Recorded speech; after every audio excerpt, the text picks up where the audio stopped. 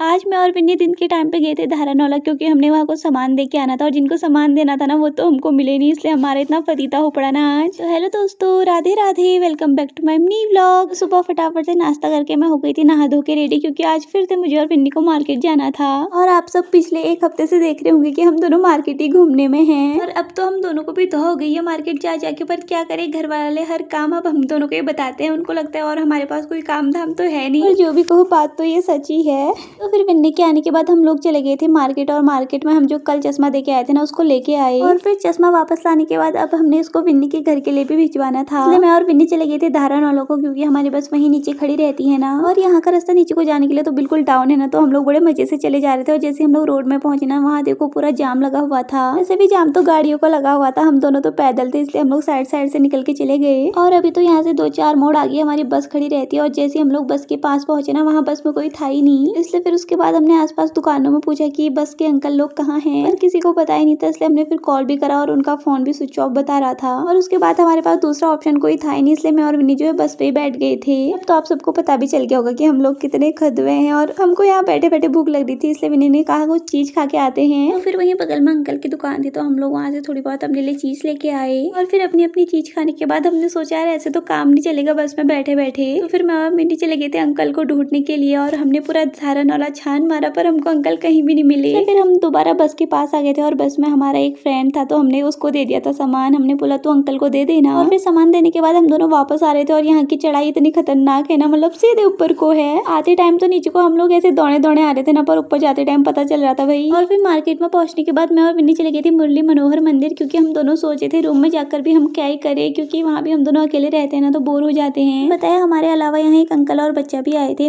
तो वो बच्चा हमारे पीछे पीछे आ रहा था ना, तो अंकल पता है क्या बोले ठहरे, इनके पीछे मत जाओ, ये पीड़ा वाले हैं, मारे रहेंगे तुझे। यार मतलब ऐसा कौन बोलता है, इतने में हम दोनों इतने बुरे लगते हैं क्या। उसके बाद हमने कहा यार चलो यहाँ से, इसलिए फिर मैं और विन्नी यहाँ से वापस आ गए थे, और हम लोग चले गए थे पूनम दी की दुकान पर। और वहाँ जाने के बाद हम दोनों को फिर से भूख लग गई थी, तो हम लोगों ने मीठा समोसा खाया, जो मुझे बिल्कुल भी अच्छा नहीं लगा, इसलिए हमने कुछ चटर पचर भी खाया। और थोड़ी देर पूनम दी के साथ बैठने के बाद हम लोग आ गए थे वापस आते टाइम मुझे फिर से एक छोटा सा फैन मिला, जो मुझे पहले भी मिला था, पर मैं इससे मिल नहीं पाई थी उस दिन। और फिर उसके बाद मैं आ गई थी सीधे विन्नी के रूम पे, और विन्नी ने हमारे लिए मैगी और चाय बनाई। और आज तो हमने इतना कुछ खा लिया ना, अब तो मैं खुद ही बोलती हूँ कि हम दोनों कितने खदवे हैं। और पता है दिन में इतनी ज्यादा गर्मी हो रही थी ना, हम दोनों को देखो कुर्ते में गए थे और शाम को ठंडा होने लग गया था, तो फिर विन्नी ने मुझे अपनी स्वेटर दे दी थी। मेरी वापस आते टाइम दीदी लोग भी लाइब्रेरी से आ गए थे, तो मैं उनके साथ में जो है अपने रूम को वापस आई। तो आज के लिए इतना ही, अब मिलेंगे कल एक नए ब्लॉग के साथ।